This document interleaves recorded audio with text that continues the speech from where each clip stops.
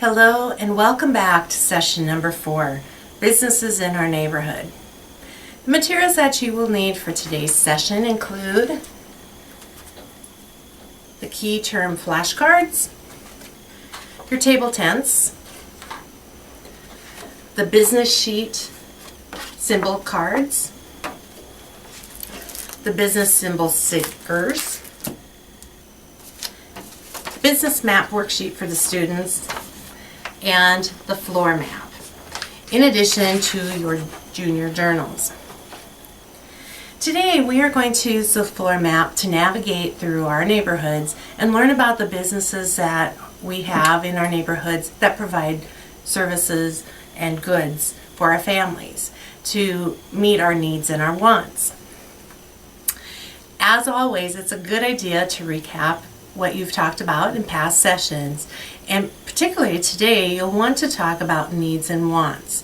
So go ahead and write the words need and want on the board and ask a student volunteer to define what that is and give maybe an example or two.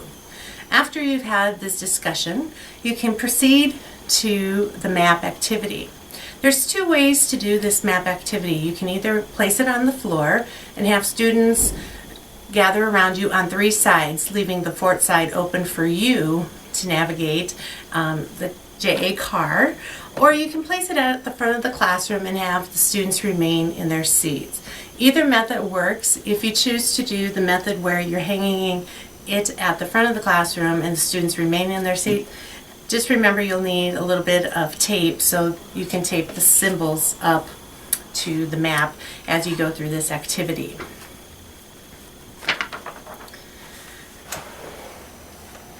Using the JA car, tell the students that today you're going to go on a little journey and learn about their neighborhood and what businesses and services are provided in that neighborhood.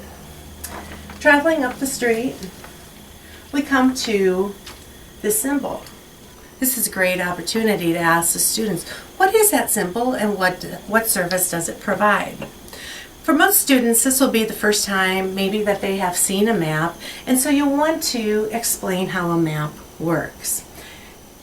On maps, we use symbols to identify what key places are. As example, this symbol represents schools. This business or this symbol represents apartments. Also, you'll see that you have the directions of north, south, east, and west. Again, allowing the students to see the map and ask questions, you'll then move into identifying what other symbols there are, such as the symbols on your business symbol sheet. We ask that you tear apart the symbols and then ask for a student volunteer to come up and identify what the symbol is and what service or good it provides. In this example, obviously this is talking about a restaurant. In this symbol of the fuel tank, someplace where you would buy gas for your car. When the students have identified the services that it provides, tell them that they need to place it on their map, and it can go anywhere that they wish. If a student decides that they want to place more than one symbol in the same block, that is fine, because oftentimes we do have more than one service in that block, but they can place it wherever they wish and then have the opportunity to talk about, again, what services that map or symbol provides to their family. After using the big map, you'll then want to have the students create their own neighborhood map. Giving each student a worksheet and a sticker sheet, tell the students that they are going to apply the stickers to their worksheet. You'll notice that some of the symbols will be the same symbols in their sticker sheet. If they wish to apply them right over those symbols, that's fine.